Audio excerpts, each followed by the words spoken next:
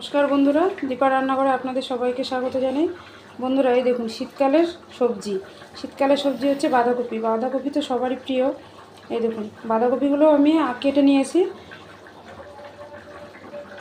এই দেখুন একদম ঝিরিঝিরি করে কেটে নিয়েছি। আপনারা আপনাদের পছন্দ মতো কেটে নেবেন। বন্ধুরা, এই বাঁধাকপিটা আমি আজ কী দিয়ে রান্না করি আপনারা কিন্তু প্রথম থেকে শেষ পর্যন্ত পুরো ভিডিওটি দেখতে থাকুন। বাঁধাকপি রান্না করার জন্য এখানে আমি নিয়ে নিয়েছি আলু, আর নিয়েছি 8 ট্যাংরা মাছ এর মাথা।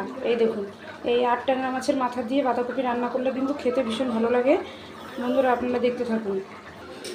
বাঁধাকপি রান্না করার জন্য প্রথমেই আমি তেলটা গরম করে নিয়েছি আর আলুগুলো ভেজে নিচ্ছি। আলুর মধ্যে দিয়ে দিচ্ছি সামান্য হলুদ গুঁড়ো আর লবণ। আলুগুলো লাল লাল করে ভেজে নেব।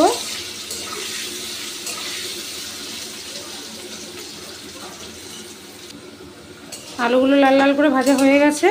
এই আলুগুলো আমি এবার তুলে নিচ্ছি। এবার আমি মাছের মাথাগুলো ভেজে নেব।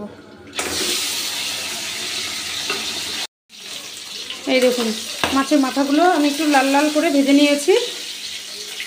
এবার আমি তুলে নিচ্ছি।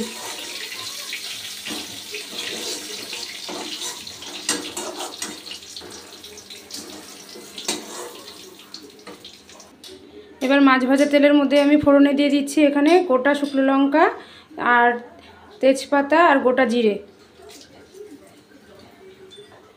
এই কেটে ধুয়ে রাখা বাঁধাকপিটা এবার আমি তেলের মধ্যে দিয়ে দেবো।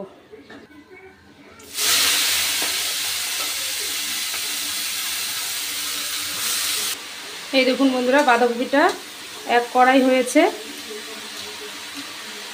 এবার আমি আস্তে আস্তে নিচেরগুলো ওপরে দিয়ে দেবো আর ওপরেরগুলো নিচে দেবো।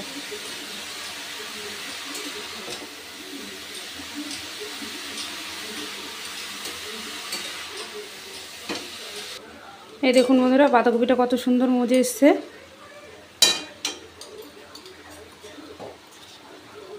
এবার আমি দিয়ে দিচ্ছি স্বাদ মতো লবণ আর হলুদ গুঁড়ো। আবার আমি বাঁধাকপির সাথে খুব ভালো করে মিশিয়ে নেব। এবার দিয়ে দিচ্ছি কিছুটা কড়াইশুঁটি আর দিয়ে দিচ্ছি ভেজে রাখা মাছের মাথা। এই মাথার সাথে বাঁধাকপিগুলো খুব ভালো করে মিশিয়ে নেব।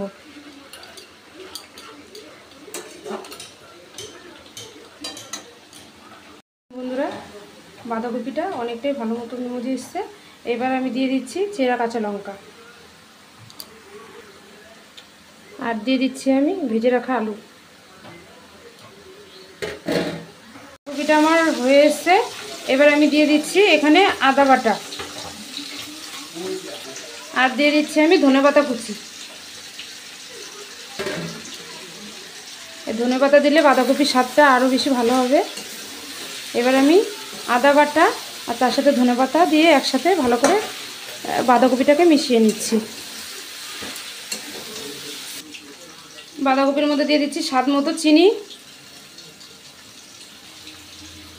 এই দেখুন বাঁধাকপিটা আমার হয়ে গেছে। এবার আমি নামিয়ে নেব। মাছের মাথা দিয়ে বাঁধাকপি কিন্তু খেতে ভীষণ ভালো লাগে। বন্ধুরা, আমি যেভাবে রান্না করলাম আপনারা কিন্তু অবশ্যই বাড়িতে এইভাবে ট্রাই করবেন আর দেখবেন মাছের মাথা দিয়ে বাঁধাকপি খেতে কীরকম ভালো লাগে। বন্ধুরা, এই ধরনের রেসিপি পেতে অবশ্যই দীপা রান্নাঘর চ্যানেলটিকে সাবস্ক্রাইব করবেন। আর যে সকল বন্ধুরা ফেসবুক থেকে দেখবেন তারা কিন্তু অবশ্যই একটা লাইক করবেন আর একটা ফলো করবেন। আপনারা সবাই ভালো থাকবেন, সুস্থ থাকবেন। ধন্যবাদ।